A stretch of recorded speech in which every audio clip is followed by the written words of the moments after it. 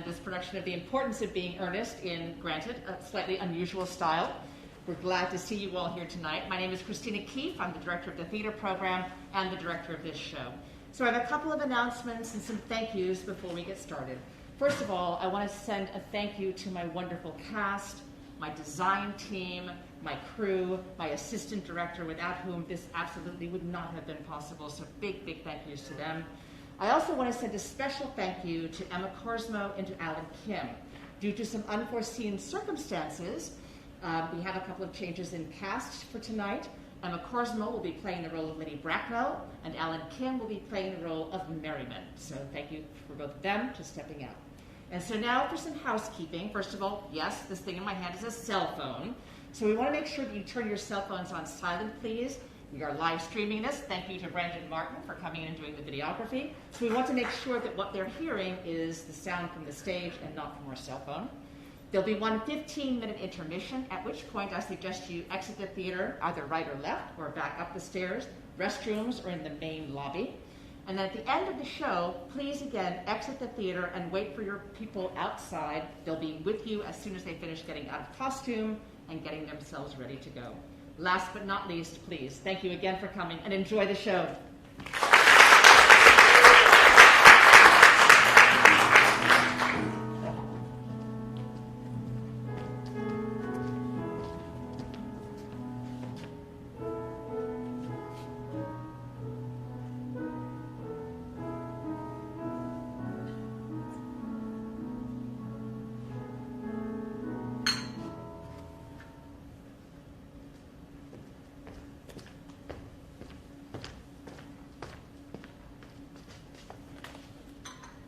Did you hear what I was playing, Lane?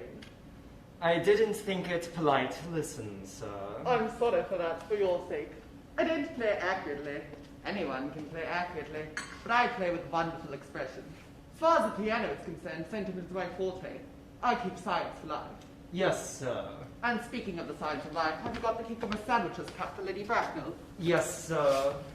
By the way, Lane, I see from your book that on Thursday evening, when Lord Shorman and Mr. Worthing were dining with me, 8 bottles of champagne are entered as having been consumed. Yes, sir. 8 bottles and a pint.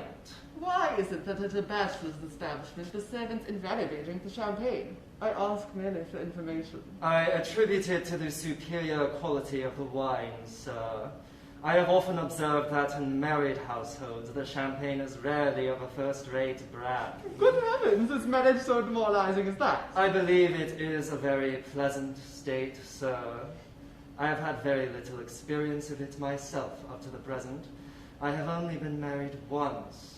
That was in consequence of a misunderstanding between myself and a young person. I don't know that I am much interested in your family life, Lane. No, sir, it is not a very interesting subject. I never think of it myself. Very natural, I am sure. That will do, Lane, thank you.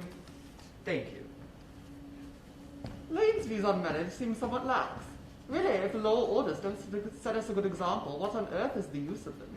They seem to me as a class to have absolutely no sense of moral responsibility. Mr. Ernest Worthing. How are you, my dear Ernest? What brings you up to town? Oh, pleasure, pleasure. What else should bring one anywhere?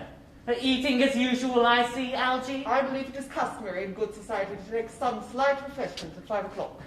Where have you been since last Thursday? In the country. What on earth do you do there? When one is in town, one amuses oneself. When one is in the country, one amuses other people. It is excessively boring. And who are the people you amuse? Oh, neighbours, neighbours. Hello. Why all these cups? Why cucumber sandwiches? Why such reckless extravagance in one so young? Who is coming to tea? Oh, merely Aunt Augusta and Gwendolen. Oh, how perfectly delightful. Yes, that was all very well, but I'm afraid Aunt Augusta won't quite approve of your being here. May I ask why? My dear fellow, the way you flirt with Gwendolen is perfectly disgraceful. It is almost as bad as the way Gwendolen flirts with you. I am in love with Gwendolen. I've come up to town expressly to propose to her. I thought you had said you had come up for pleasure. I call that business. How utterly unromantic you are. I really don't see anything romantic in proposing. It's very romantic to be in love. But there is nothing romantic about a definite proposal. Why, one may be accepted. One usually is, I believe. Then the excitement is all over. The very essence of romance is uncertainty. If ever I get married, I'll certainly try to forget the fact. I have no doubt about that, dear Algy. The divorce court was specially invented for people whose memories are so curiously constituted. Oh, there's no use speculating on that subject. Divorces were made in heaven. Please don't touch the cucumber sandwiches. They were ordered specially for Aunt Augusta.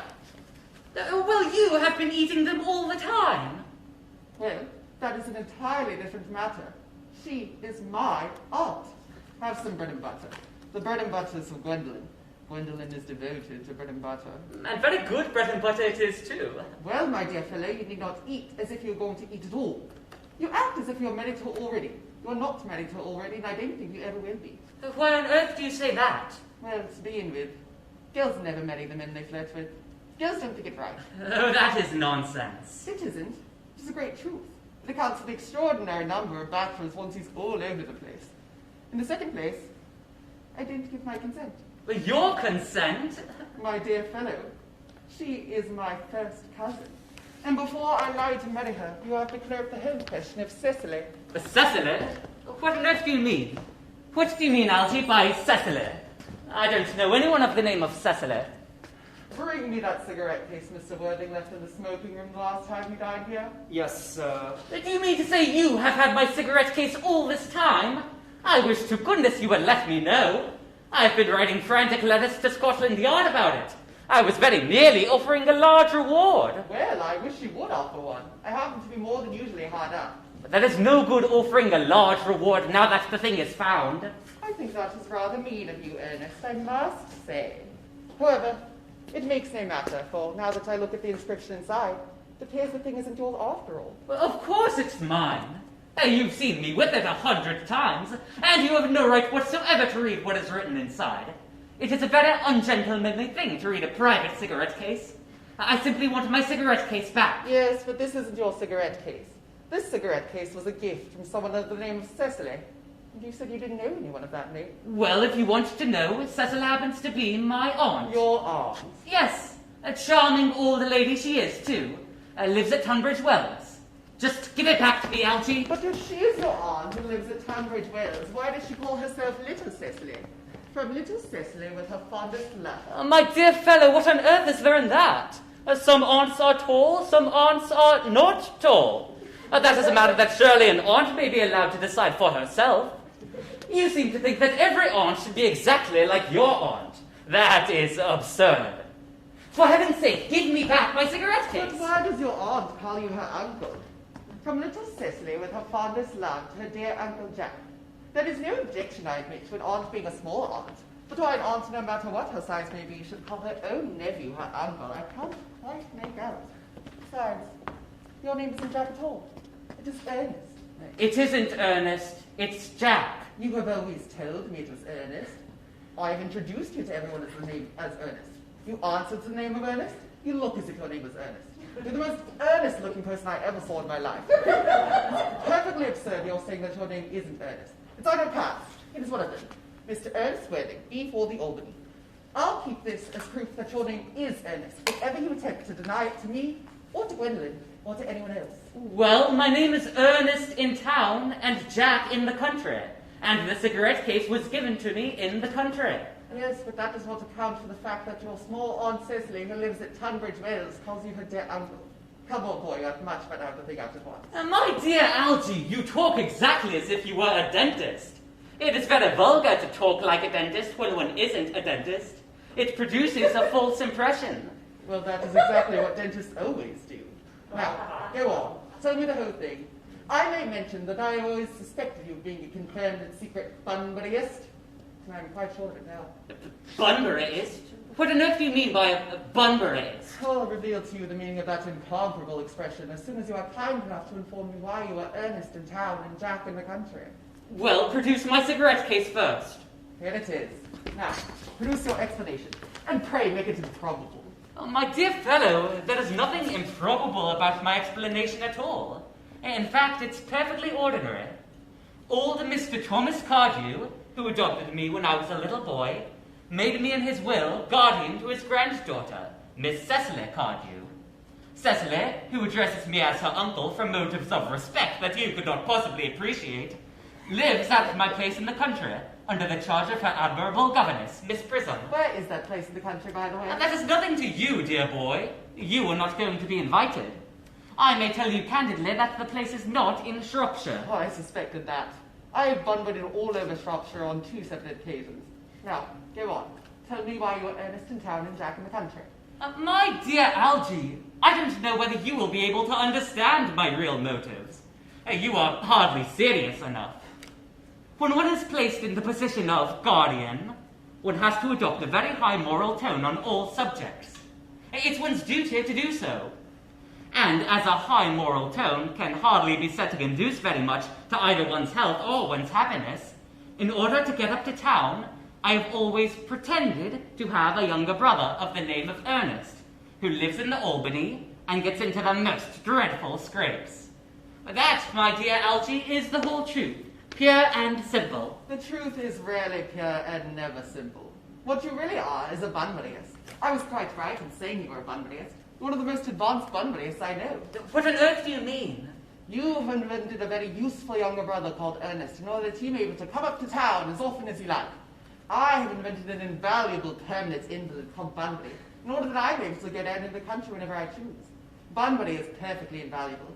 If it wasn't for Bunbury's extraordinarily bad health, I wouldn't, for instance, be able to dine with you tonight at Willis's. For I've really been engaged to Aunt Augusta for more than a week. I haven't asked you to dine with me anywhere tonight. I know. You were absurdly careless about sending out invitations. It's very foolish of you. Nothing bothers people so much as not receiving invitations. You would much better dine with your Aunt Augusta. I haven't the smallest intention of doing anything of the kind. In the first place, I dine there on Monday, and once a week is quite enough to dine with one's own relations. In the second place, whenever I do dine there, I'm always treated as a member of the family, either sent down with no woman at all, or 2. Besides, now that I know you to be a confirmed Bunburyist, I naturally want to talk to you about Bunbury. I want to tell you the rules. I'm not a Bunburyist at all. If Gwendolen accepts me, I'm going to kill my brother. Indeed, I think I'll kill him in any case. Cecily is a little too much interested in him. It is rather a bore. So I'm going to get rid of Ernest. And I strongly advise you to do the same with with your invalid friend who has the absurd name. Nothing will induce me to part with Bunbury. And if you ever get married, which seems to me to be extremely problematic, you'll be very glad to know Bunbury. A man who marries without knowing Bunbury has a very tedious time of it. That is nonsense. If I marry a charming girl like Gwendolen, and she is the only girl I ever saw in my life that I would marry, I certainly won't want to know Bunbury. Then your wife will. You don't seem to realize that in married life, 3 is company and 2 is none. That, my dear young friend, is the theory that the corrupt French drama has been propounding for the last 50 years. Yes, and that the happy English home has proved in half the time. Oh, for heaven's sake, don't try to be cynical. It's perfectly easy to be cynical. My dear fellow, it isn't easy to be anything nowadays. There's such a lot of beastly competition about. Ah, that must be Aunt Augusta. Only relatives or creditors ever ring in that Wagnerian manner. Now, if I get her out of the way so that you have the opportunity for proposing to Gwendolen, may I dine with you tonight at Willis's? I suppose so, if you want to. Yes, but you must be serious about it. I hate people who are not serious about meals. They're so shallow with them. Lady Bracknell and Miss Fairfax. Good afternoon, dear Algernon. I hope you're behaving very well. I'm feeling very well, Aunt Augusta. Well, that's not quite the same thing. In fact, the two things rarely go together. Dear me, you are smart. I am always smart. Am I not, Mr. Worthing? You're quite perfect, Miss Fairfax. Oh, I hope I am not that. It would leave no room for developments, and I intend to develop in many directions. I'm sorry if we're a little late, Algernon, but I was obliged to call on dear Lady Harbury. I hadn't been there since her poor husband's death. I've never seen a woman so altered. She looks quite 20 years younger. And now I'll have a cup of tea and one of those nice cucumber sandwiches that you promised me. Certainly, Aunt Augusta. Won't you come and sit here, Gwendolen? Thanks, Mamma. I'm quite comfortable where I am. Good heavens! Leg! Why are there no cucumber sandwiches? I ordered wanted them specially. There were no cucumbers in the market this morning, sir. I went down twice. No cucumbers. No, sir. Not even for ready money. That will do, Lane. Thank you. Thank you, sir. I am greatly distressed, Aunt Augusta, about there being no cucumbers, not even for ready money. It really makes no matter, Algernon. I had some crumpets with Lady Harbury, who seems to me to be living entirely for pleasure now. I hear her hair has turned quite gold from grief. It certainly has changed its colour. From what cause, of course, I cannot say. Thank you. I have a treat for you tonight, Algernon. I'm going to send you down with Mary Farquhar. She's such a nice woman and so attentive to her husband. It's delightful to watch them. I'm afraid, Aunt Augusta, I shall have to give up the pleasure of dining with you tonight after all. I should hope not, Algernon. It would put my table completely out. It is a great bore, and I need hardly say a terrible disappointment to me. But the fact of the matter is that I have just received a telegram to say that my poor friend Bunbury is quite ill again. They seem to think I should be with him. It's very strange. This Mr. Bunbury seems to suffer from curiously bad health. Yes, poor Bunbury is a dreadful invalid.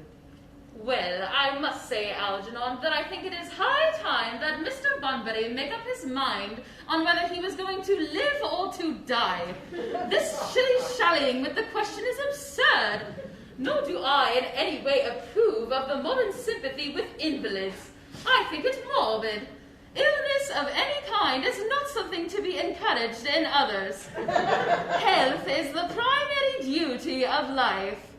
I would be much obliged if you would ask Mr. Bunbury from me to be kind enough not to have a relapse on Saturday, for I rely on you to arrange my music for me. I'll speak to Bunbury, Aunt Augusta, if he's still conscious, and I think I can promise you he'll be all right by Saturday. Of course, the music is a great difficulty, but I'll run over the program I've drawn out if you'd be kind enough to step into the next room for a moment. Thank you, Algernon. That is very thoughtful of you. The program will be delightful after a few expurgations. French songs I cannot possibly allow. People always seem to think they are improper and either look shocked, which is vulgar, or laugh, which is worse. But German sounds a thoroughly respectable language, and indeed I believe is so. Gwendolen, you will accompany me. Certainly, Mamma.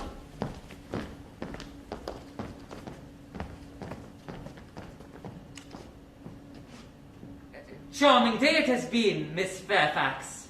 Pray don't talk to me about the weather, Mr. Worthing. Whenever people talk to me about the weather, I always feel quite certain they mean something else. And that makes me so nervous. I do mean something else. I thought so. In fact, I am never wrong. And I would like to be allowed to take advantage of Lady Bracknell's temporary absence. I would certainly advise you to do so. Mamma has a way of coming back suddenly into a room that I often had to speak to her about. Miss Fairfax, ever since I met you, I have admired you. More than any girl I have ever met since I met you. Yes, I am quite well aware of the fact. And I often wish that in public, at any rate, you had been more demonstrative. Even before I met you, I was far from indifferent to you. We live, as I hope you know, Mr. Worthing, in an age of ideals. The fact is constantly mentioned in the more expensive monthly magazines and has reached the provincial pulpits, I am told. And my ideal has always been to love someone of the name of Ernest. There is something in that name that inspires absolute confidence. The moment Algernon first mentioned to me that he had a friend called Ernest, I knew I was destined to love you. You really love me, Gwendolen. Passionately. Darling, you don't know how happy you've made me. My own Ernest.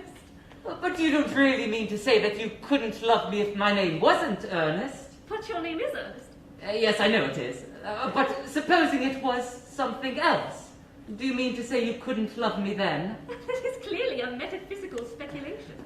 And like most metaphysical speculations, there's very little reference at all to the actual facts of real life as we know them. Personally, darling, to speak quite candidly, I don't much care about the name of Ernest. I don't think the name suits me at all. It suits you perfectly. It is a divine name.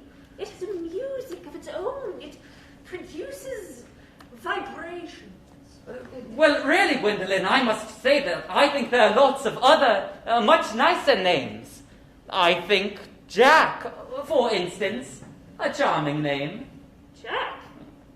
No, there is very little music in the name Jack. If any at all, indeed. It does not thrill. It produces absolutely no vibrations. I have known several Jacks, and they were all without exception, more than usually plain. Besides, Jack is a notorious domesticity for John. And I pity any woman married to a man called John.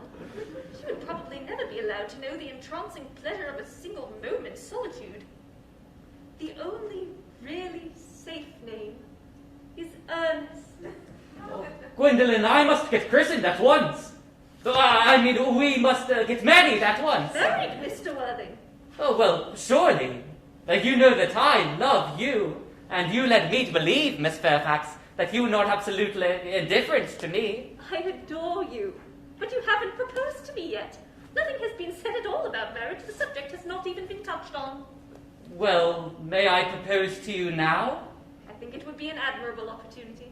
And to spare you any possible disappointment, Mr. Worthing, I think it only fair to tell you quite frankly beforehand that I am fully determined to accept you. Oh, Gwendolyn. Yes, Mr. Worthing, what have you got to say to me? Oh, you know what I've got to say to you. Yes, but you don't say it.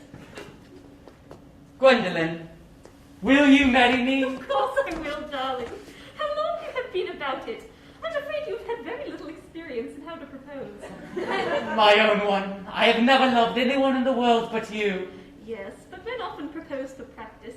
I know my brother Gerald does. All my girlfriends tell me so. I hope you will always look at me just like that, especially when there are other people present.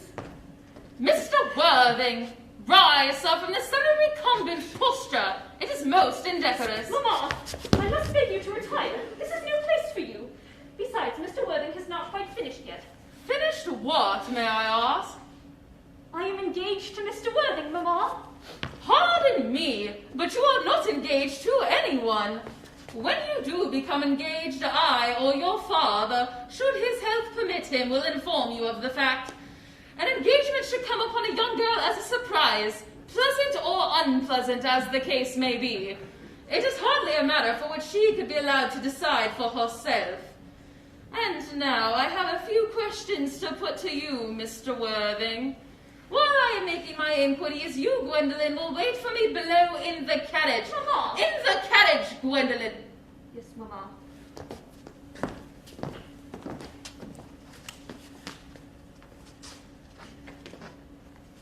Gwendolyn! The carriage! Yes, Mamma. You may take a seat, Mr. Worthing. Thank you, Lady Bracknell. I prefer standing. I feel obliged to tell you that you are not down on my list of eligible young men. Although I have the same list as the dear Duchess of Bolton has. We work together, in fact. However, I am more than ready to enter your name, should your answers be what a really affectionate mother requires. Do you smoke? Well, yes, I must admit, I smoke. I am glad to hear it. A man should always have an occupation of some kind. There are far too many idle men in London as it is. How old are you? 29. A very good age to be married at. I have always been of the opinion that a man who desires to get married should either know everything or nothing. Which do you know? I know nothing, Lady Bracknell. I am glad to hear it. I do not approve of anything that tampers with natural ignorance. Ignorance is like a delicate exotic fruit. Touch it and the bloom is gone. What is your income? Between 7,000 and 8,000 a year. In land or in investments? In investments, chiefly. That is satisfactory.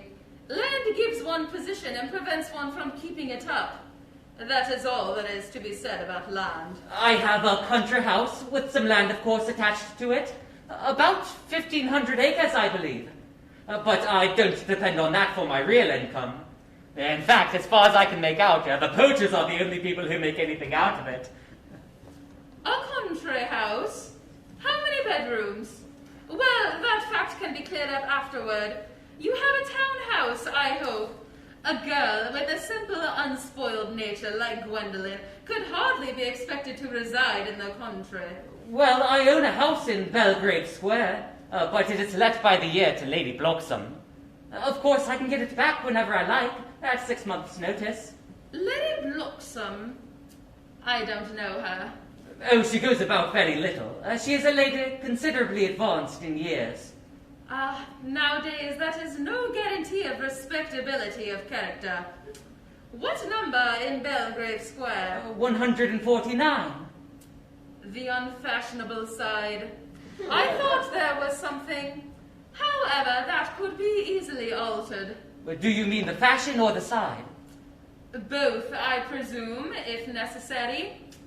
And now on to minor matters. Are your parents living? I have lost both my parents. To lose one parent, Mr. Worthing, may be regarded as a misfortune. To lose both looks like carelessness. Who was your father? He was evidently a man of some wealth. Was he born in what the radical papers call the purple of commerce, or did he rise from the ranks of aristocracy? I'm afraid I really don't know. The fact is, Lady Bracknell, I said I had lost my parents. It would be near the truth to say that my parents seem to have lost me. I don't actually know who I am by birth. I was found. Found? The late Mr. Thomas Cardew, an old gentleman of a very charitable and kindly disposition, found me and gave me the name of Worthing, because he happened to have a first-class ticket for Worthing in his pocket at the time. Worthing is a place in Sussex. It is a seaside resort. And where did this charitable gentleman with a first-class ticket to a seaside resort find you? In a handbag. A handbag? Yes, Lady Bracknell, I was in a handbag. A somewhat large, black leather handbag with handles to it. An ordinary handbag, in fact.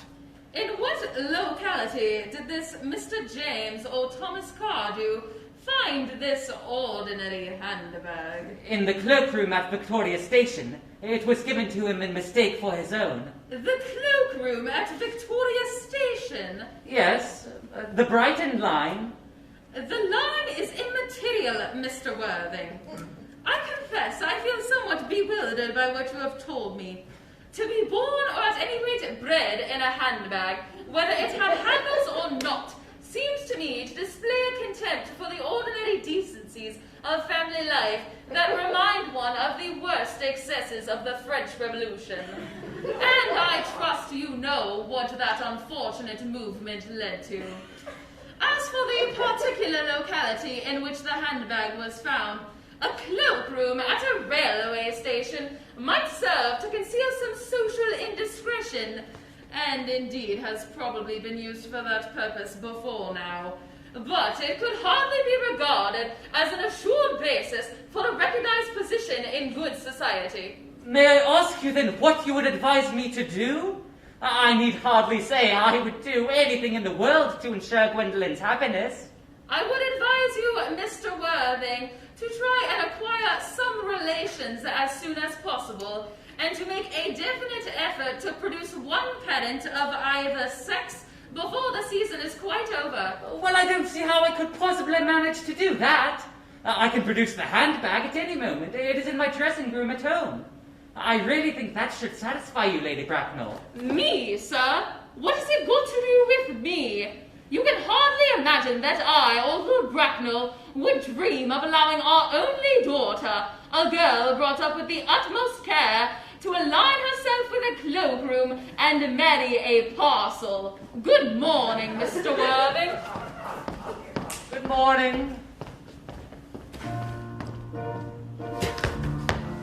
For goodness sake, don't play that ghastly tune, Algy! How idiotic you are!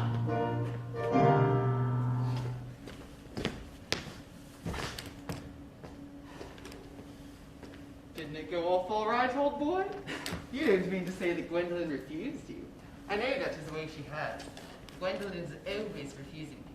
I think it's most ill-natured of her. Oh, Gwendolen is as right as a trivet.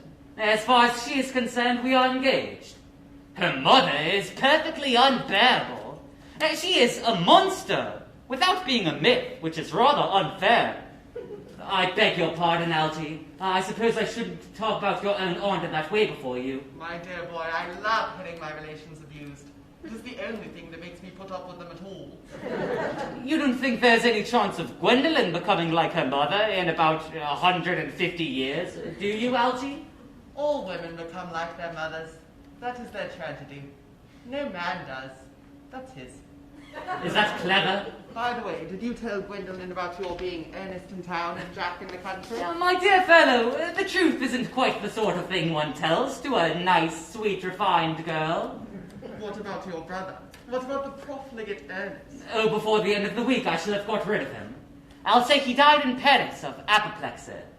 Lots of people die of apoplexy quite suddenly, don't they? Yes, but it's hereditary, my dear fellow. It's the sort of thing that runs in families. You had much better say a severe chill. You are sure a severe chill isn't hereditary or anything of that kind? Of course it isn't. Very well then. My poor brother Ernest is carried off suddenly, in Paris, by a severe chill. That gets rid of him. But I thought you had said that Miss Cardew was a little too much interested in your poor brother Ernest. Won't she feel his loss a good deal? Oh, that is all right. Cecily is not a silly romantic girl, I'm glad to say. She has got a capital appetite, goes on long walks, and pays no attention at all to her lessons. I would rather like to see Cecily. I will take very good care you never do.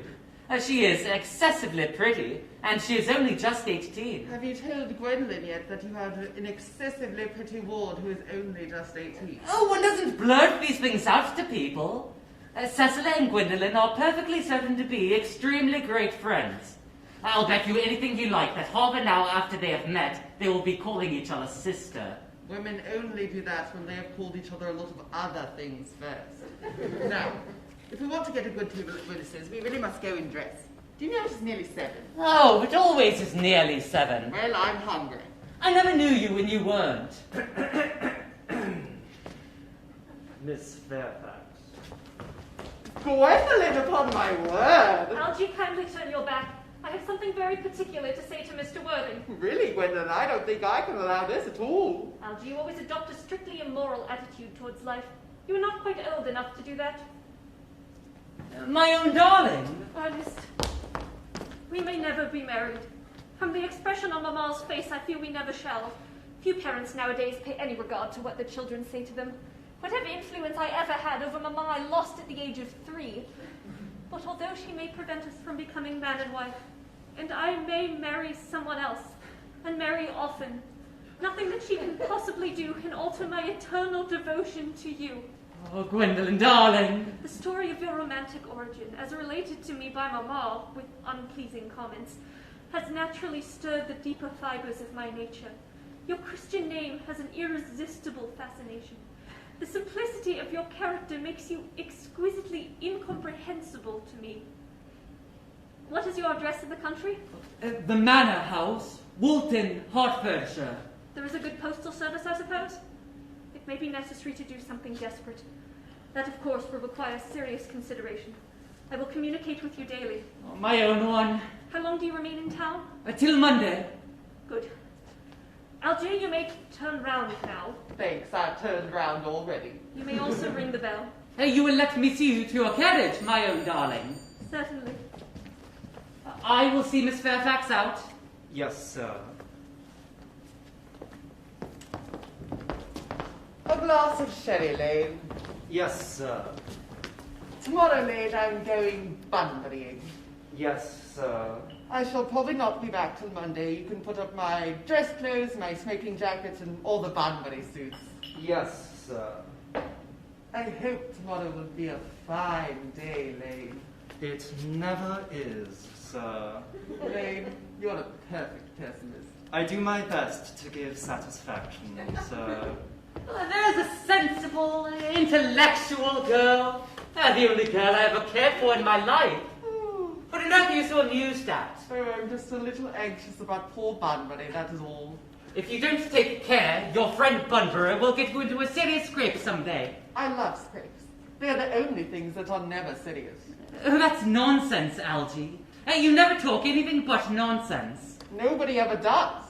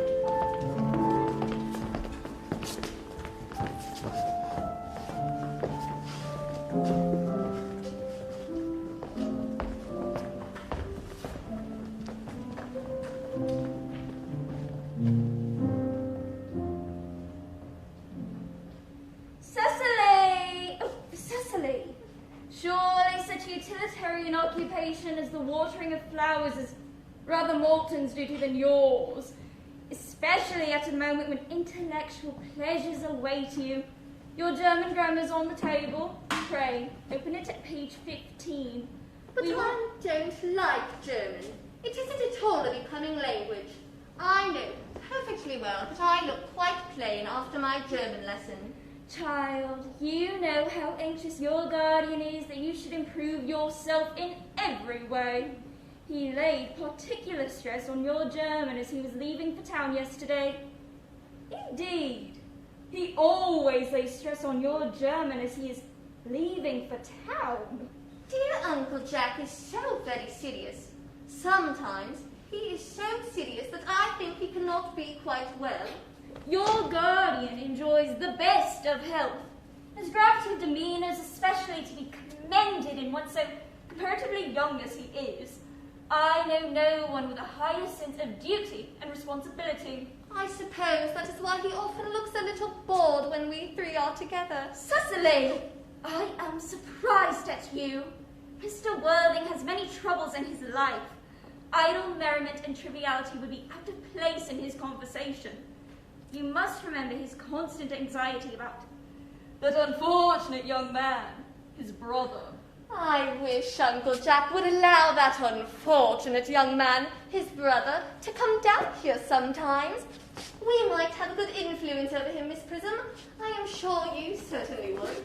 You know German and geology and things of that kind influence a man very much. I do not think that even I could produce any effect on a character that, according to his own brother's admission, is irretrievably weak and vacillating. Indeed, I'm not sure I would desire to reclaim him. I am not in favour of this modern mania for turning bad people into good people at a moment's notice. As a man sows, so let him reap. You must put away your diary, Cecily. I really don't see why you should keep a diary at all. I keep a diary in order to enter the wonderful secrets of my life. If I didn't write them down, I should probably forget all about them. Memory, my dear Cecily, is a diary that we all carry about with us. Yes, but it usually chronicles the things that have never happened and couldn't possibly happen. I believe that memory is responsible for nearly all the 3-volume novels Moody sends us. Do not speak excitingly of the 3-volume novel, Cecily. I wrote one myself in earlier days. Did you really, Miss Prism? How wonderfully clever you are. I hope it did not end happily. I don't like novels that end happily. They depress me so much. The good ended happily and the bad unhappily. That is what fiction means. I suppose so, but it seems very unfair. And was your novel ever published? Alas, no. The manuscript, unfortunately, was abandoned. I use the word in the sense of lost or mislaid. To your work, child. These speculations are profitless. But I see dear Dr. Chasuble coming up through the garden. Dr. Chasuble! This is indeed a pleasure. And how are we this morning? Miss Prism, you are, I trust, well. Miss Prism has just been complaining of a slight headache. I think it would do her so much good to have a short stroll with you in the park, Dr. Chasuble. Cecily, I have not mentioned anything about a headache. No, dear Miss Prism, I know that, but I felt instinctively that you had a headache. Indeed, I was thinking about that, and not about my German lesson, when the rector came in. I hope, Cecily, you are not inattentive. Oh, I am afraid I am. That is strange. Were I fortunate enough to be Miss Prism's pupil, I would hang upon her lips. I spoke metaphorically. My metaphor was drawn from bees. Mr. Worthing, I suppose, has not returned from town yet. We do not expect him till Monday afternoon. Yes. He usually likes to spend his Sunday in London. He is not one of those whose sole aim is enjoyment, as by all accounts that unfortunate young man, his brother, seems to be. But I must not disturb Egeria and her pupil any longer. Egeria, my name is Letitia, Doctor. A classical allusion merely, drawn from the pagan authors. I shall see you both, no doubt, at evensong. I think, dear Doctor, I will have a stroll with you. I find I have a headache after all, and a walk might do it good. With pleasure, Miss Prism, with pleasure. We might go as far as the schools and back. Oh, that would be delightful. Cecily, you will read your political economy in my absence. The chapter on the fall of the rupee you may omit. It is somewhat too sensational. Even these metallic problems have their melodramatic side.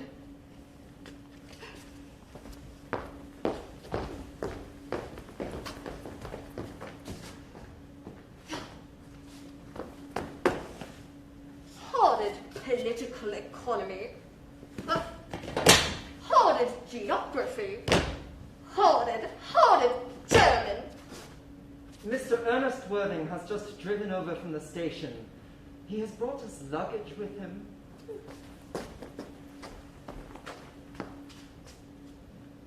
Mr. Ernest Worthing, B4, the Albany W.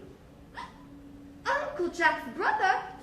Did you tell him that Mr. Worthing was in town? Yes, miss. He seemed very much disappointed. I mentioned that you and Miss Prism were in the garden. He seemed anxious to speak to you privately for a moment.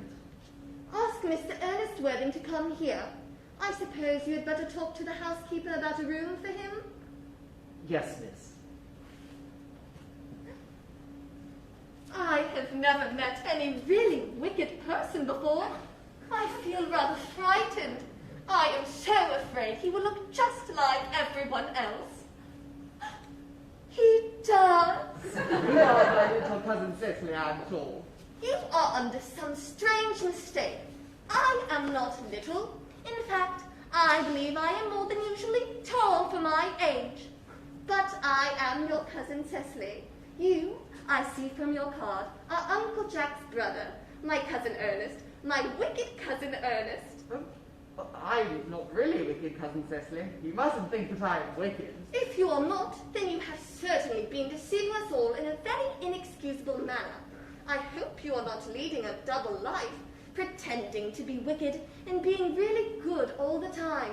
That would be hypocrisy. Well, I suppose I have been rather reckless. I am glad to hear it. In fact, now you mention the subject, I have been very bad in my own small way. I don't think you should be so proud of that, though I am sure it must have been very pleasant. It is much pleasanter being here with you. I can't understand how you are here at all. Uncle Jack won't be back till Monday afternoon. Yes, that is a great disappointment to me. I'm obliged to go up by the first train on Monday morning. I have a business appointment that I'm eager to miss. Couldn't you miss it anywhere but in London? No, the appointment is in London.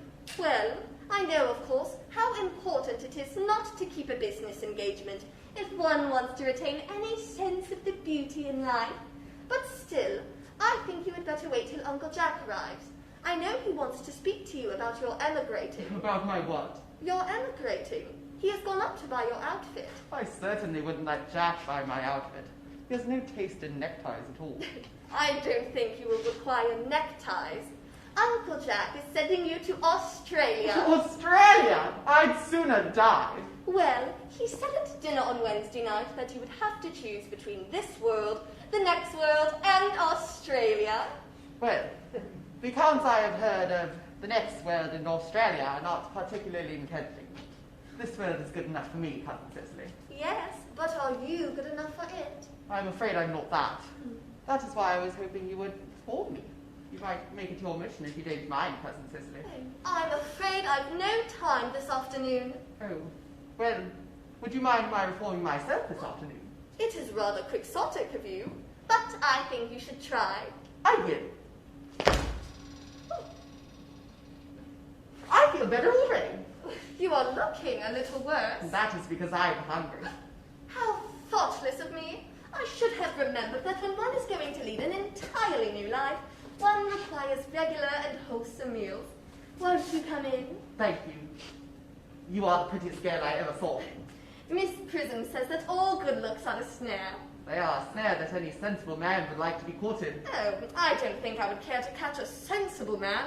I shouldn't know what to talk to him about.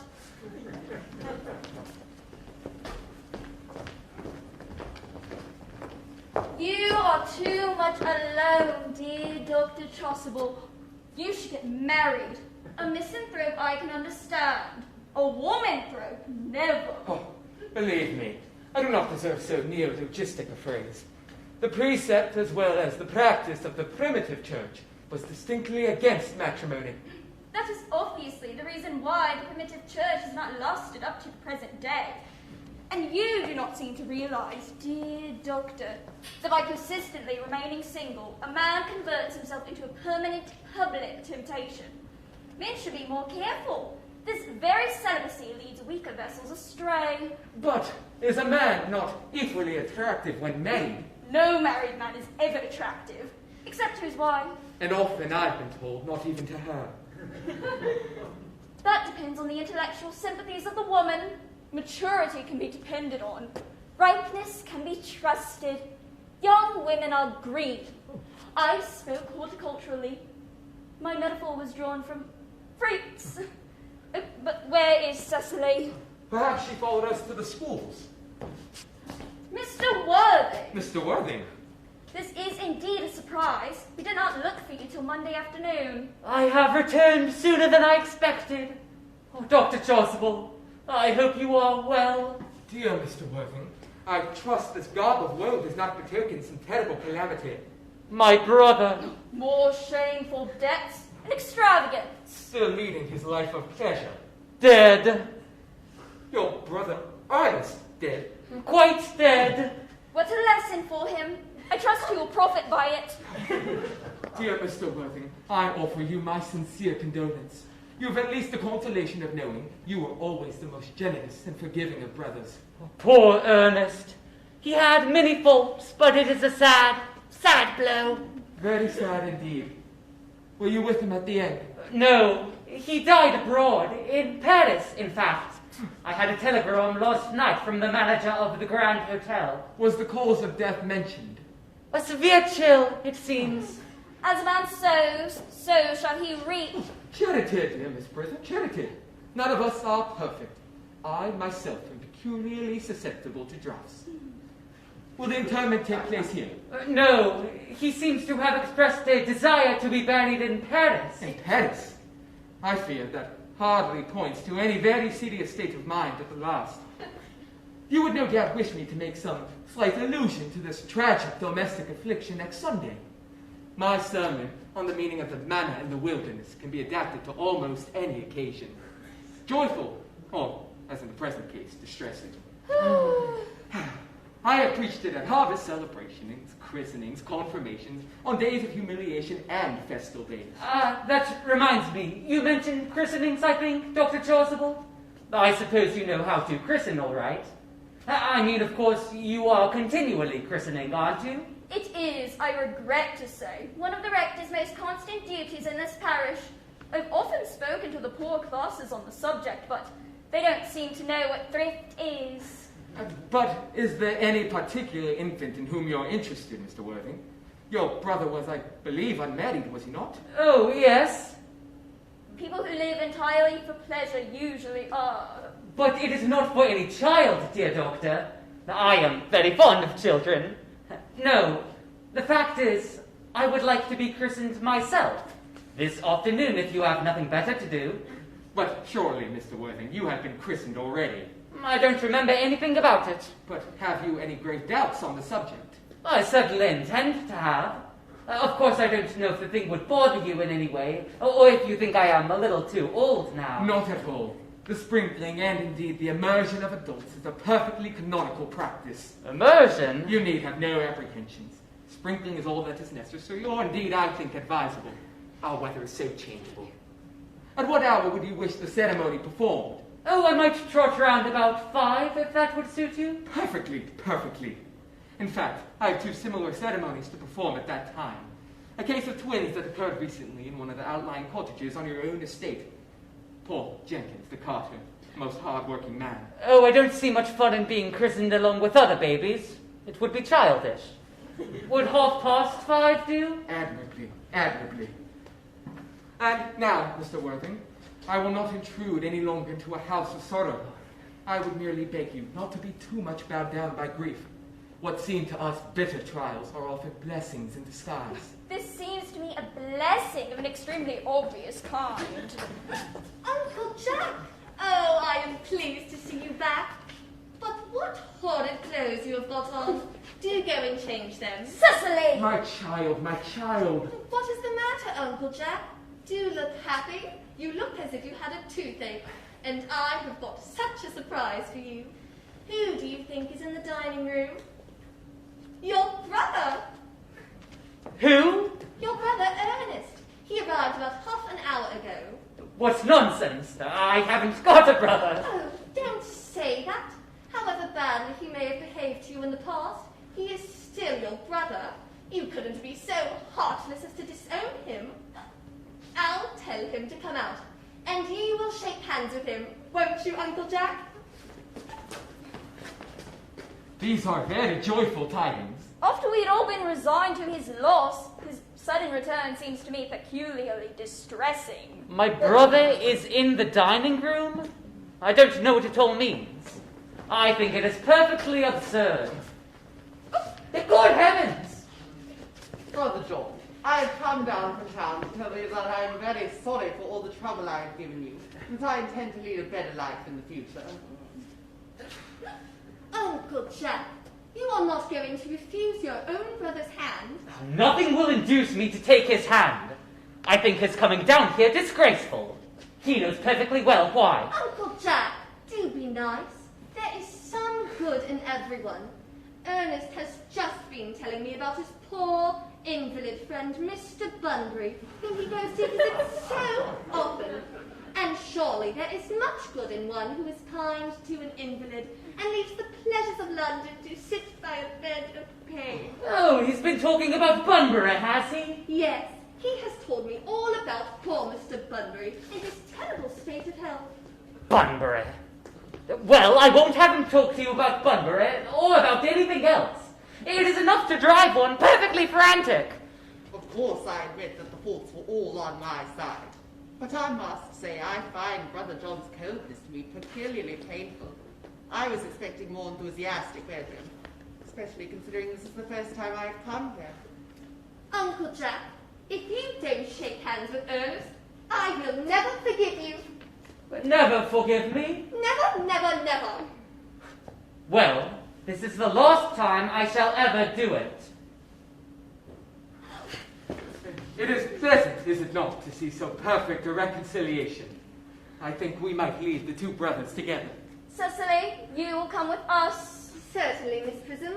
My little task of reconciliation is over. You have done a beautiful action today, dear child. Let us not be premature in our judgments. I feel very happy.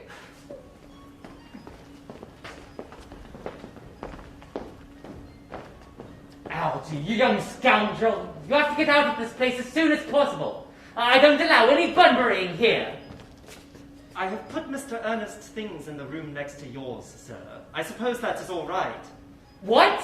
Mr. Ernest's luggage. I have put it in the room next to your own. His luggage? Yes, sir. 3 portmanteaus, a dressing case, 2 hat boxes, and a large luncheon basket. I'm afraid I can't stay more than a week this time. Merriman, order the dog cart at once. Mr. Ernest has been suddenly called back to town. Yes, sir. What a fearful liar you are, Jack. I haven't been called back to town at all. Yes, you have. I haven't heard anyone call me. Your duty as a gentleman calls you back. My duty as a gentleman has never interfered with my pleasures in the smallest degree. I can quite understand that. Well, Cecily is a darling. You are not to talk of Miss Cardew like that. I don't like it. Well, I don't like your clothes. You look perfectly ridiculous in them. Perfectly absurd your being in a deep state of mourning for a man who's actually staying with you in your house for a whole week as a guest. I call it grotesque. You were certainly not staying with me for a whole week as a guest or anything else. You have got to leave. By the 4:05 train. I certainly won't leave as long as you are in mourning. It would be very unkind. You should stay with me if I were in mourning, I suppose. I should think it very unfriendly if you didn't. Well, will you go if I change my clothes? Yes, if you're not too long about it. I've never seen someone take so long to dress and with such little result. Well, at any rate, that is better than being always overdressed as you are. If I am occasionally a little overdressed, I make up for it by always being immensely overeducated. Your vanity is ridiculous. Your conduct an outrage. And your presence in my garden utterly absurd. However, you have got to catch the 4:05, and I hope you will have a pleasant journey back to town. This Bunburying, as you call it, has not been a great success for you. I think it has been a great success. I'm in love with Cecily, and that is everything. But before I go, I must see her at once and arrange for another Bunbury. Oh, there she is. Oh, I nearly came back to water the roses. I thought you were with Uncle Jack. He's gone to order the dog cart for me. Oh, is he going to take you for a nice drive? He's going to send me away.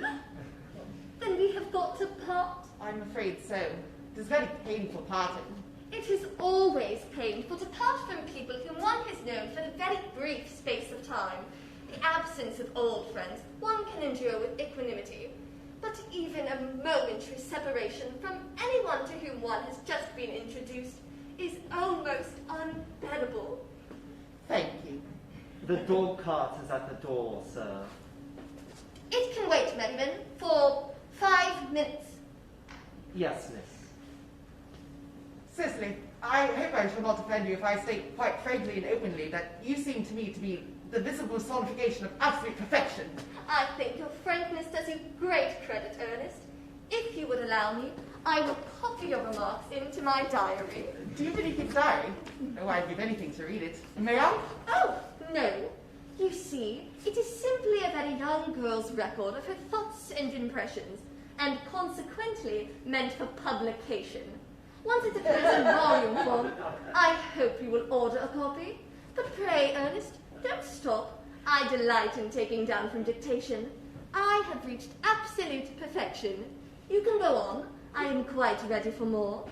Cecily, ever since I first looked upon your wonderful and incomparable beauty, I dared to love you wildly, passionately, devotedly, hopelessly. I don't think you should tell me that you love me wildly, passionately, devotedly, hopelessly. Hopelessly doesn't seem to make much sense, does it? Cecily, The dog cart is waiting, sir. tell her to come round next week at the same hour. Yes, sir. Uncle Jack would be very much annoyed if he knew you were staying on till next week at the same hour. Oh, I don't care about Uncle Jack.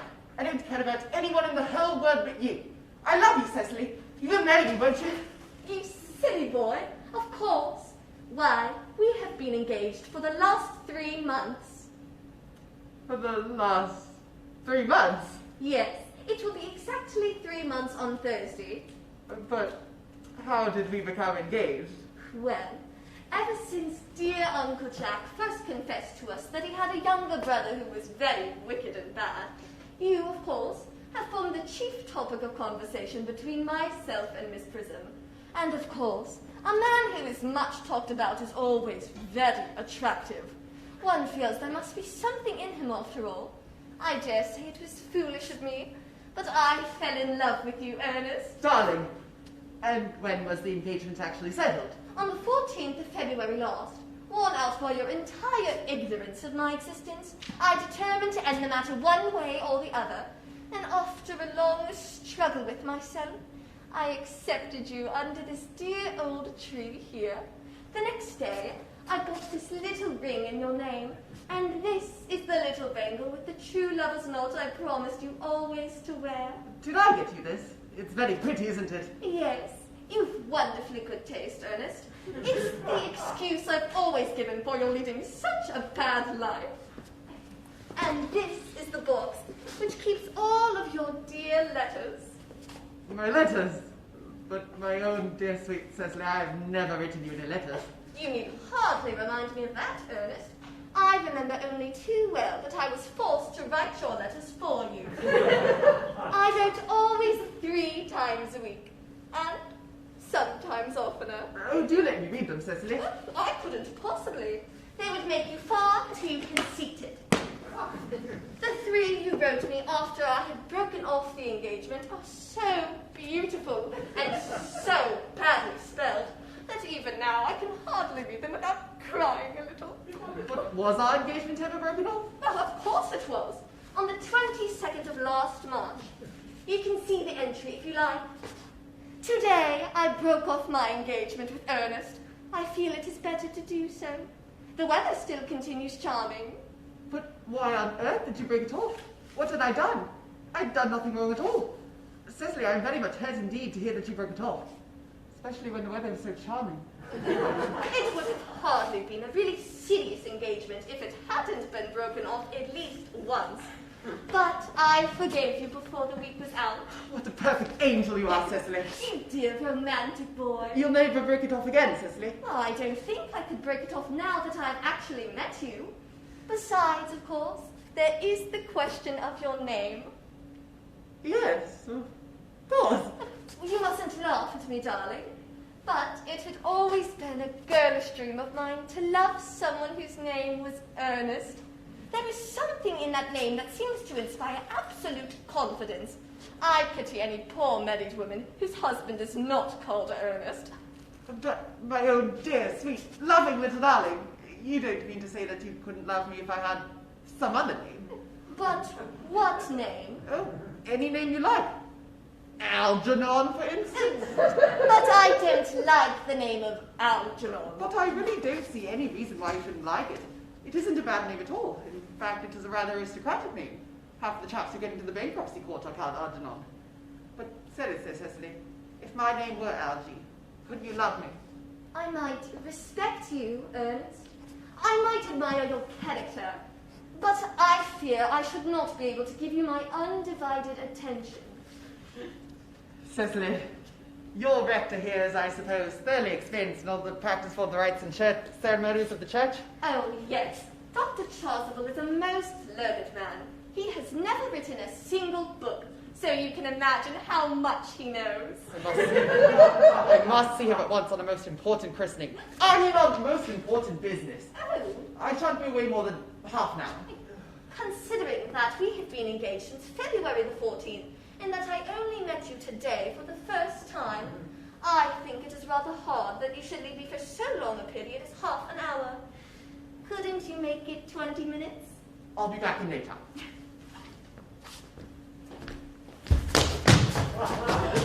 What an impetuous boy. I like his hair so much. I must enter his proposal in my diary. A Miss Fairfax has just arrived to call on Mr. Worthing. Well, isn't Mr. Worthing in his library? Mr. Worthing went over in the direction of the rectory some time ago. Pray, ask the lady to come out here. Mr. Worthing is sure to be back soon. And you can bring tea. Yes, miss. Miss Fairfax? I suppose one of the many good elderly women who are associated with Uncle Jack in some of his philanthropic work in London. I don't quite like women who are interested in philanthropic work. I think it is so forward of them. Miss Fairfax? Pray, let me introduce myself to you. My name is Cecily Cardew.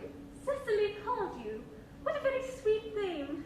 Something tells me we are going to be great friends. I like you already more than I can say. My first impressions of people are never wrong. How nice of you to like me so much after we have known each other such a comparatively short time. Pray, sit down. I may call you Cecily, may I not? With pleasure. And you will always call me Gwendolen, won't you? If you wish. Then that is all quite settled, is it not? I hope so. Perhaps this might be a favourable opportunity for my mentioning who I am.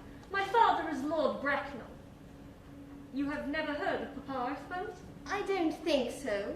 Outside the family circle, Papa, I am glad to say, is entirely unknown. I think that is quite as it should be. Cecily, Mamma, whose views on education are remarkably strict, has brought me up to be extremely short-sighted. It is part of her system. So, do you mind my looking at you through my glasses? Oh, not at all, Gwendolen.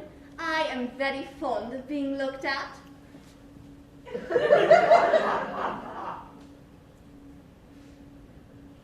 You are here on a short visit, I suppose? Oh, no. I live here. Really? Your mother, no doubt, or some female relative of advanced years resides here also? Oh, no. I have no mother, nor, in fact, any relations. Indeed. My guardian, with the assistance of Miss Prism, has the arduous task of looking after me. Your guardian? Yes. I am Mr. Worthing's ward. Oh. It is strange he never mentioned to me that he had a ward. How secretive of him. He grows more interesting hourly. I am not sure, however, that the news inspires me with feelings of unmixed delight. I am very fond of you, Cecily. I have liked you ever since I met you. But I am bound to state that now that I know that you are Mr. Worthing's ward, I cannot help expressing a wish you were, well, just a little older than you seem to be, and not quite so very alluring in appearance. In fact, if I may speak candidly... Pray do. I think that whenever one has anything unpleasant to say, one should always be quite candid. Well, to speak with perfect candour, Cecily, I wish you were fully 42 and more than usually plain for your age. Ernest has a strong, upright nature. He is the very soul of truth and honour. Disloyalty would be as impossible to him as deception.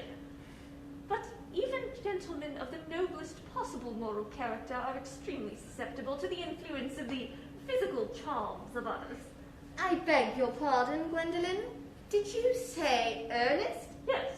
Oh, but it is not Mr. Ernest Worthing who is my guardian. It is his brother, his elder brother. Ernest never mentioned to me that he had a brother. I'm sorry to say they have not been on good terms for a long time. Oh, that accounts for it. And now that I think of it, I have never heard any man mention his brother. The subject seems distasteful to most men. Cecily, you have lifted a load from my mind. I was growing almost anxious. It would have been terrible if a cloud had come across a friendship like ours, would it not?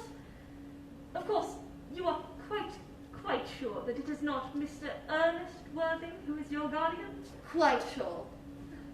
In fact, I am going to be his. I beg your pardon? Dearest Gwendolen, there is no reason why I should make a secret of it to you. Our little county newspaper is sure to chronicle the fact next week. Mr. Ernest Worthing and I are engaged to be married. My darling Cecily, I feel there must be some slight error. Mr. Ernest Worthing is engaged to me. The announcement will appear in the Morning Post on Saturday at the latest. I am afraid you must be under some misconception. Ernest proposed to me exactly 10 minutes ago.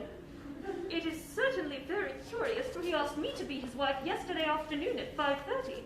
If you would care to verify the incident, pray do so. I never travel without my diary. One should always have something sensational to read in the train. I am so sorry, dear Cecily, if it is any disappointment to you. but I'm afraid I have the prior claim. It would distress me more than I could tell you, dear Gwendolen, if it caused you any mental or physical anguish. But I feel bound to point out that since Ernest proposed to you, he clearly has changed his mind. If the poor fellow has been entrapped into any foolish promise, I shall consider it my duty to rescue him at once, and with a firm hand. Whatever unfortunate entanglement my dear boy may have got into, I will never reproach him with it after we are married. Do you allude to me, Miss Cardew, as an entanglement? You are presumptuous. On an occasion of this kind, it becomes more than a moral duty to speak one's mind. It becomes a pleasure. Do you suggest, Miss Fairfax, that I entrapped Ernest into an engagement? Oh, how dare you! This is no time for wearing the shallow mask of manners. When I see a spade, I call it a spade. I am glad to say that I have never seen a spade. It is obvious that our social spheres have been widely different.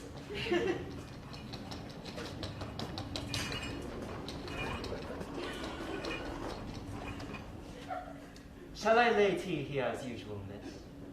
Yes, as usual.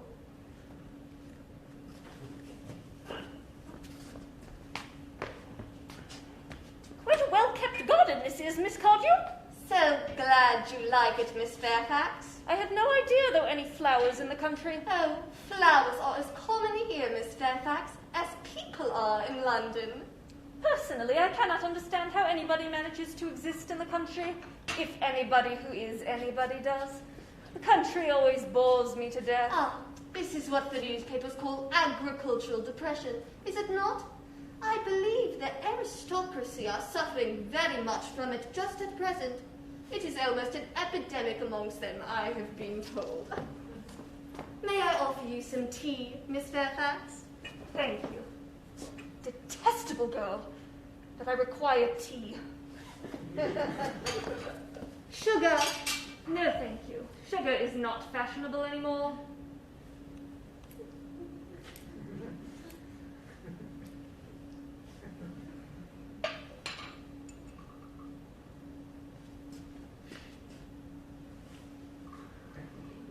Cake or bread and butter?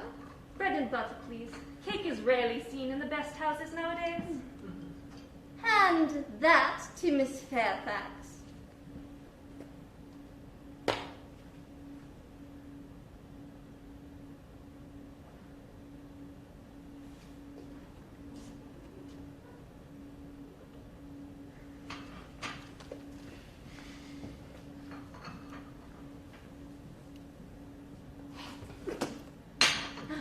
You have filled my tea with lumps of sugar, and though I asked most distinctly for bread and butter, you have given me cake.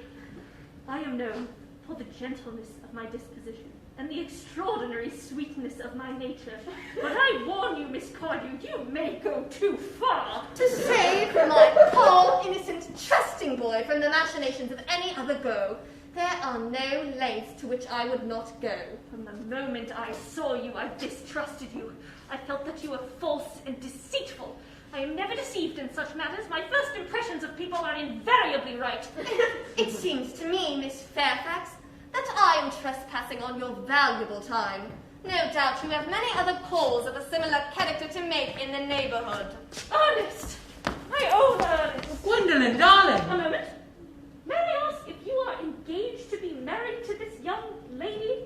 To dear little Cecily? Of course not. What could have put such an idea into your pretty little head? Thank you. You may.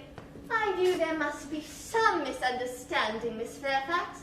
The man who has just kissed you is my guardian, Mr. John Worthing. I beg your pardon? This is Uncle Jack. Jack! Oh! Here is Ernest. I hope not. A moment, Ernest. May I ask you, are you engaged to be married to this young lady? What young lady? Good heavens, Gwendolen! Yes, to good heavens, Gwendolen. I mean, to Gwendolen. Of course not. What could have put such an idea into your pretty little head? Thank you. You may. I felt there was some slight error, Miss Cardew. The gentleman who has just kissed you is my cousin, Mr. Algernon Moncrieff. Algernon Moncrieff? Oh,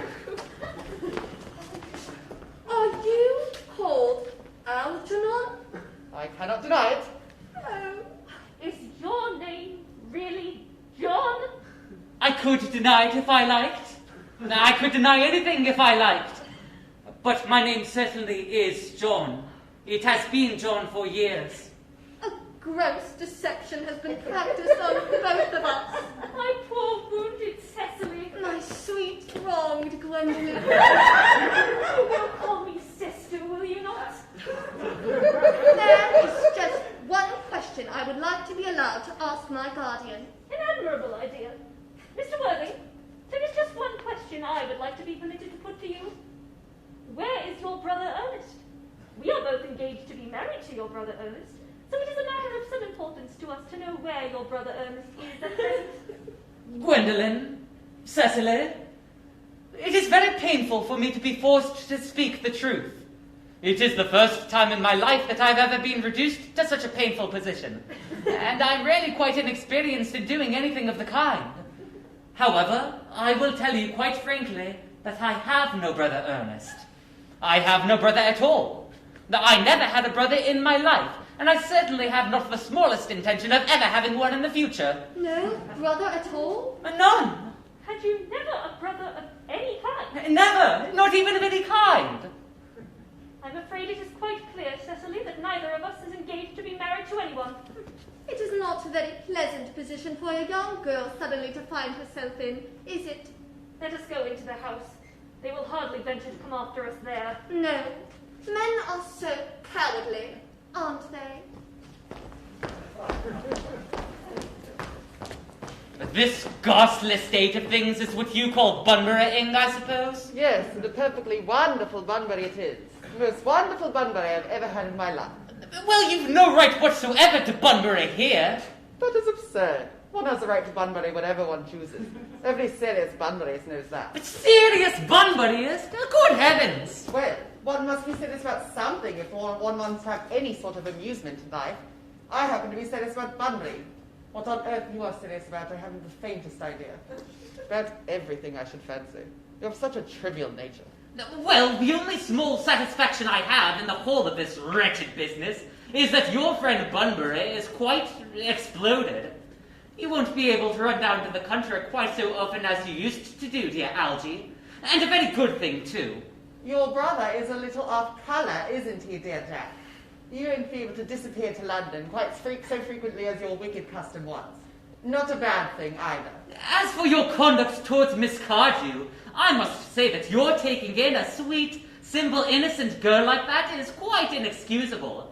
To say nothing of the fact that she is my ward. I can see no possible defence for your deceiving a brilliant, clever, barely experienced young lady like Miss Fairfax. To say nothing of the fact that she is my cousin. I wanted to be engaged to Gwendolyn, that is all. I love her. Well, I simply wanted to be engaged to Cecily. I adore her. But there is certainly no chance of your marrying Miss Cardew. I don't think there is much chance, Jack, of you and Miss Fairfax being united. Well, that is no business of yours. If it was my business, I wouldn't talk about it. It's very, very vulgar to talk about one's business. Only people like stockbrokers do that, and then only at dinner parties. How can you sit there calmly eating muffins when we are in this horrible trouble? I can't make out. You seem to me to be perfectly heartless. Well, I can't eat muffins in an agitated manner. The butter would probably get on my cuffs. One should always eat muffins quite calmly. I say it's perfectly heartless you're eating muffins at all, under the circumstances. When I'm in trouble, eating is the only thing that concerns me. Indeed, when I'm in great trouble, as anyone who knows me intimately will tell you, I refuse everything except food and drink. At the present moment, I'm eating muffins because I am unhappy. Well, that is no reason why you should eat them all in that greedy way. I wish you would have tea cake. I don't like tea. Good heavens! I suppose a man may eat his own muffins in his own garden. But you had just said it was perfectly heartless to eat muffins. I said it was perfectly heartless of you, under the circumstances. That is a very different thing. That may be. But the muffins aren't safe. Algy, I wish to goodness you would go. You can't possibly ask me to go without having some dinner first. It's absurd. Besides, I've just made arrangements with Dr. Chasuble to be christened at 5:45 under the name of Ernest. My dear fellow, the sooner you give up that nonsense, the better. I made arrangements this morning with Dr. Chasuble to be christened myself at 5:30. and I naturally will take the name of Ernest. Gwendolen would wish it. We can't both be christened Ernest. It's absurd. Besides, I have a perfect right to be christened if I like. There is no evidence at all that I have ever been christened by anybody. I should think it extremely probable I never was, and so does Dr. Chasuble. It is entirely different in your case. You have been christened already. Yes, but I have not been christened for years. Yes, but you have been christened. That is the important thing. Quite so I know my constitution can stand it. But that is... thought about your ever having been christened. I think it rather reckless you're venturing on it now. That is nonsense. You are always talking nonsense. Jack, you are at the muffins again. I wish you wouldn't. There are only 2 left. Algernon! I have already told you to go. I don't want you here. Why don't you go? I haven't quite finished my tea yet. There is still 1 muffin left.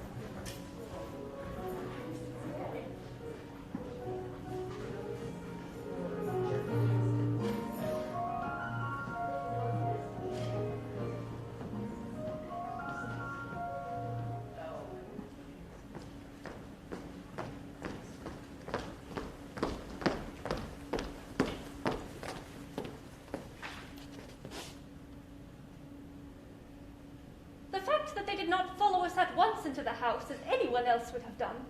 Seems to me to show that they have some sense of shame left. They have been eating muffins. That looks like repentance. They're looking at us. What effrontery! They're approaching. That's very forward of them. Let us preserve a dignified silence. Certainly. It's the only thing to do now.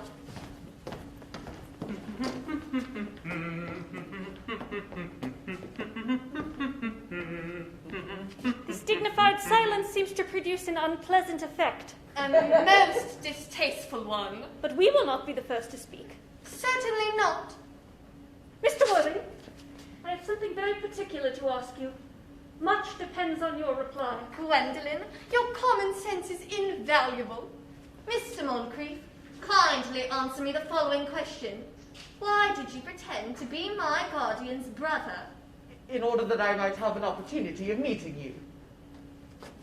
That certainly seems a satisfactory explanation. Does it not? Yes, dear, if you can believe him.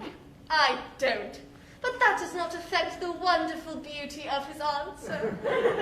True. In matters of grave importance, style, not sincerity, is the vital thing. Mr. Worthing, what explanation can you offer me for pretending to have a brother?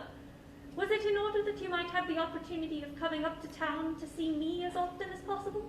Can you doubt it, Miss Fairfax? I have the gravest doubts on the subject, but I intend to crush them.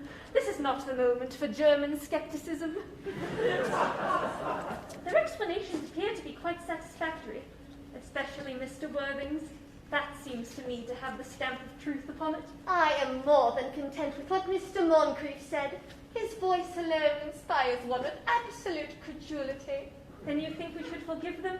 Yes. I mean, no. True, I had forgotten. There are principles at stake that one cannot surrender. Which of us should tell them? The task is not a pleasant one. Could we not both speak at the same time?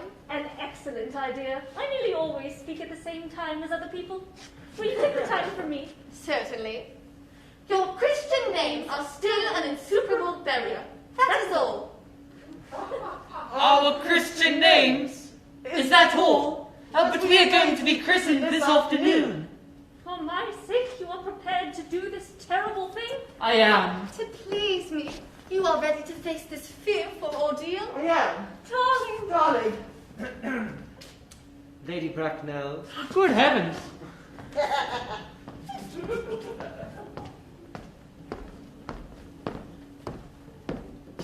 Gwendolen, what does this mean?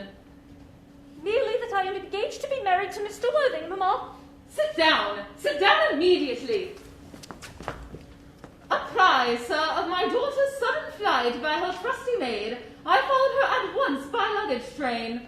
Her unhappy father, I am glad to say, is under the impression that she is attending a more than usually lengthy lecture at the University Extension Scheme on the permanent influence on thought. I do not propose to undeceive him, but of course you must understand that all communication between yourself and my daughter must cease from this moment on. At this point, as indeed on all points, I am firm. I am engaged to be married to Gwendolen, Lady Bracknell. You are nothing of the kind, sir. And now as regards to Algernon. Algernon, Yes, Aunt Augusta. may I ask if it is in this house in which your invalid friend, Mr. Bunbury, resides? Bunbury? Oh, no, Bunbury doesn't live here. Bunbury is somewhere else at present. In fact, Bunbury is dead. Dead? When did Mr. Bunbury die? His death must have been extremely sudden. Oh, I killed Bunbury this afternoon. I mean, poor Bunbury died this afternoon. What did he die of? Oh, he was quite exploded. Exploded? Was he the victim of a revolutionary outrage? I had no idea this Mr. Bunbury was at all interested in social legislation. If he is well punished for his morbidity. My dear Aunt Augusta, I mean, he was found out. The doctors found out that Bunbury could not live. So Bunbury died. That is what I mean. Well, he must have had high confidence in his physicians. I am glad, though, that after all this time he made up his mind and acted under proper medical advice. Mr. Worthing, may I ask who is that young person that my nephew is gazing at in what seems to me a peculiarly unnecessary manner? That lady is Miss Cecily Cardew, my ward. I'm engaged to be married to Cecily, Aunt Augusta. I beg your pardon. Mr. Moncrieff and I are engaged to be married, Lady Bracknell.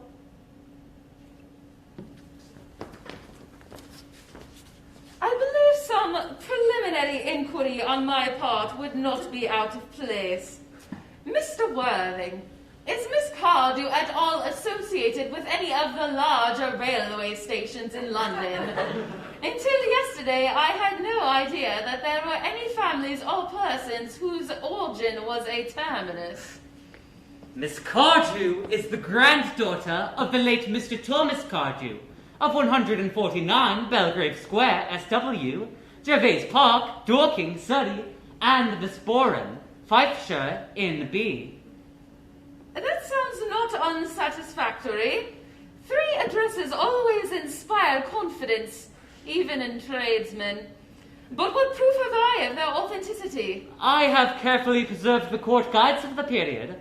They are open to your inspection, Lady Bracknell. I have also in my possession, you will be pleased to hear, certificates of Miss Cardew's birth, baptism, whooping cough, registration, vaccination, confirmation, and the measles. Both the German and the English variety. Ah, a life crowded with incident, I see. Though perhaps somewhat too much for a young person. I am not myself in favor of premature experiences. Come, Gwendolen, the time has arrived for our departure. As a matter of form, Mr. Worthing, may I ask if Miss Cardew has any little fortune? Oh, about £130,000 in the funds. That is all. Goodbye, Lady Bracknell. So pleased to have seen you. A moment, Mr. Worthing. £130,000. And in the funds. Miss Cardew seems to me a most attractive young lady now that I look at her.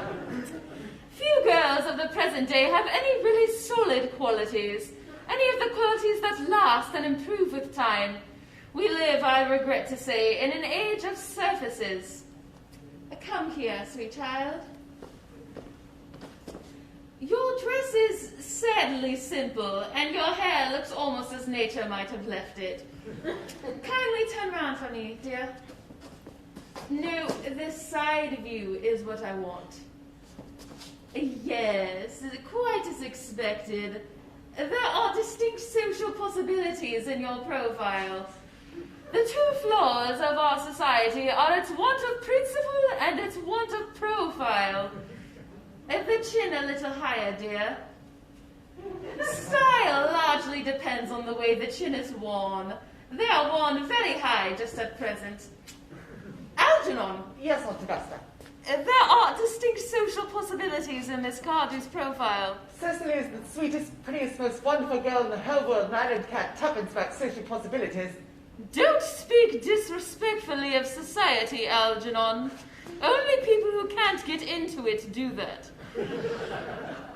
My dear, you must know that Algernon has only his debts to depend upon. I do not approve of mercenary marriages.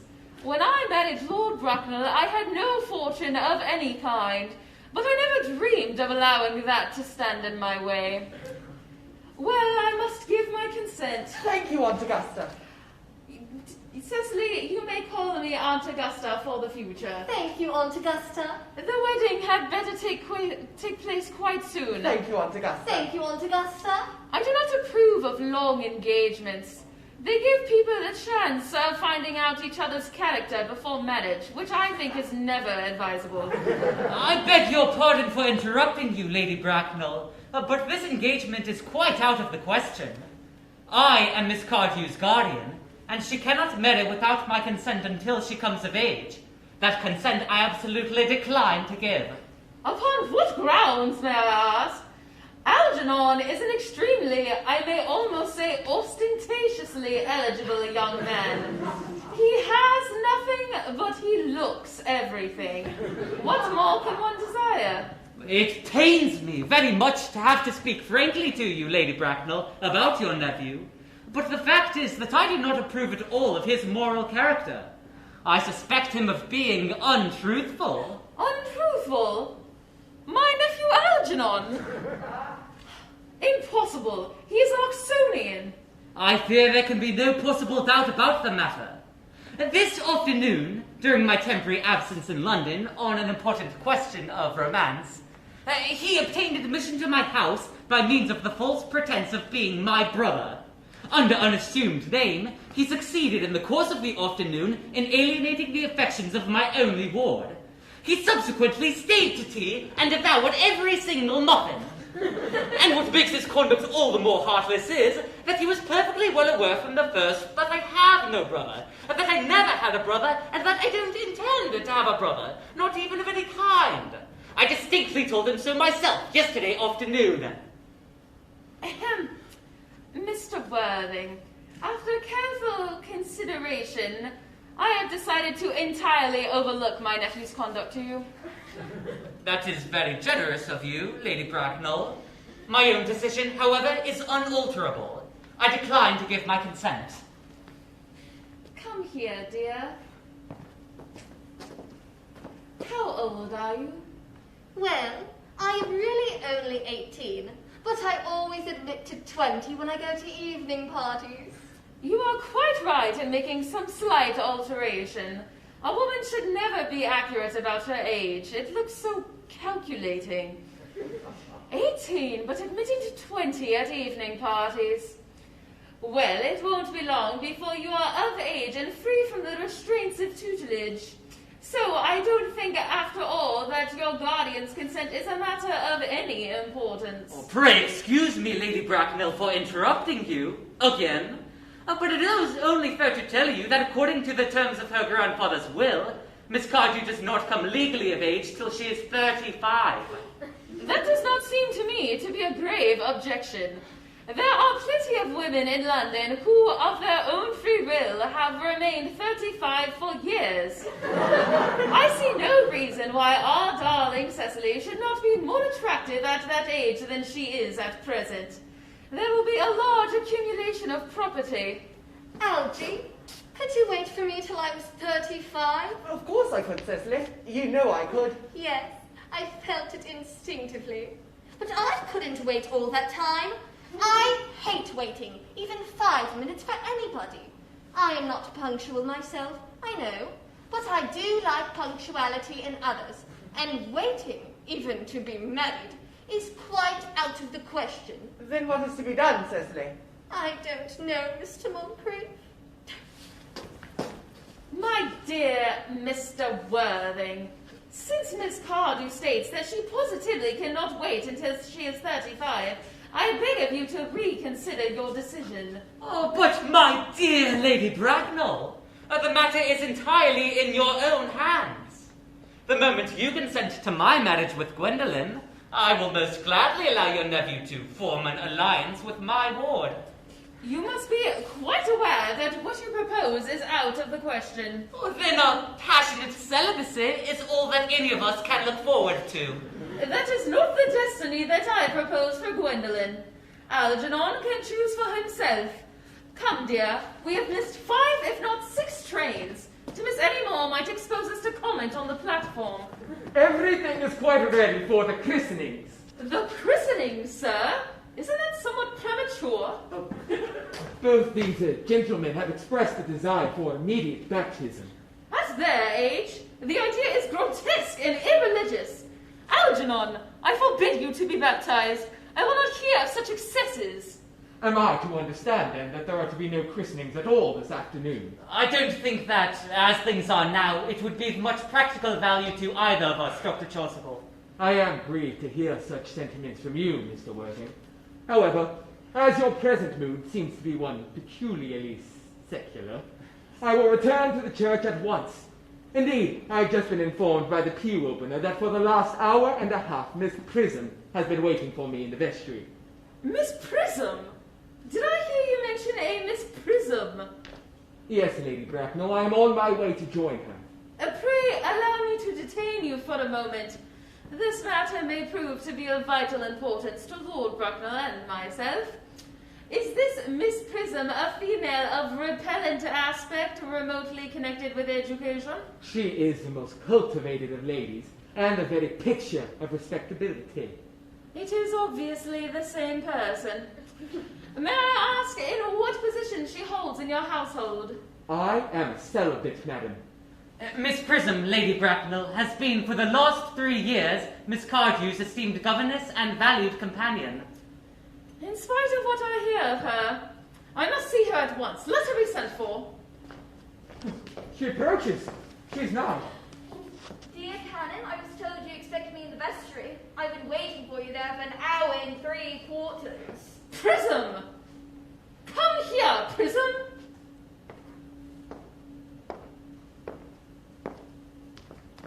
Prism! Where is that baby? 28 years ago, Prism, you left Lord Bracknell's house, number 104 Upper Grosvenor Street, in charge of a perambulator that contained a baby of the male sex.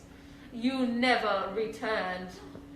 Weeks later, under the elaborate investigation of the Metropolitan Police, the perambulator was discovered at midnight in a remote corner in Bayswater. It contained a 3-volume novel of more than usually revolting sentimentality. But the baby was not there. Prism! Where is that baby? Lady Bracknell, I admit with shame that I do not know. I only wish I did. The plain facts of the case are these. On the morning of the day you mention, the day that is forever branded on my memory, I prepared, as usual, to take the baby out of its perambulator. I had also with me a somewhat old but capacious handbag in which I intended to place the manuscript of a work of fiction I had been writing during my few unoccupied hours. In a moment of mental abstraction, for which I can never forgive myself, I deposited the manuscript in the bassinet and placed the baby in the handbag. But where did you deposit the handbag? Do not ask me, Mr. Worthing. Miss Prism, this is a matter of no small importance to me. I insist on knowing where you deposited the handbag that contained that infant. I deposited the handbag in the cloakroom of one of the larger railway stations in London. What railway station? Victoria. The Brighton line. I must retire to my room for a moment. Gwendolen, wait here for me. If you are not too long, I will wait here for you all my life. What do you think this means, Lady Bracknell? I dare not even suspect, Dr. Chasuble. I need hardly tell you that in families of high position, strange coincidences are not supposed to occur. Uncle Jack seems strangely agitated. Your guardian has a very emotional nature. This noise is extremely unpleasant. He sounds as if you were having an argument. I dislike arguments of any kind. They are always vulgar and often convincing. Let us stop now. I wish you would arrive at some conclusion. Suspense is terrible. I hope it will last. Is this the handbag, Miss Prism? Examine it carefully before you speak. The happiness of more than one life depends on your answer. It appears to be mine. Yes, here is the injury it received through the upsetting of a Gower Street omnibus in younger and happier days. And here is the stain on the lining, caused by the explosion of a temperance beverage, an incident that occurred at Leamington. And here, on the lock on my initials, I had forgotten that in an extravagant mood I had had them placed there. The bag was undoubtedly mine. It's a delight to have it so unexpectedly restored to me. It's been a great inconvenience being without it all these years.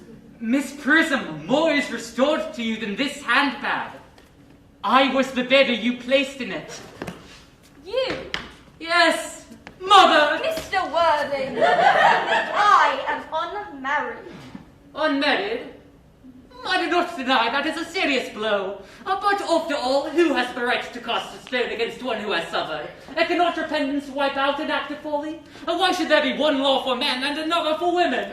Mother, I forgive you. Mr. Worthing, I am afraid there has been some error. There is the lady who can tell you who you really are. Lady Bracknell, I hate to seem inquisitive, but would you kindly inform me who I am? I am afraid that the news I have to give you will not altogether please you. You are the son of my poor sister, Mrs. Moncrieff, and consequently, Algernon's elder brother. Algy's elder brother?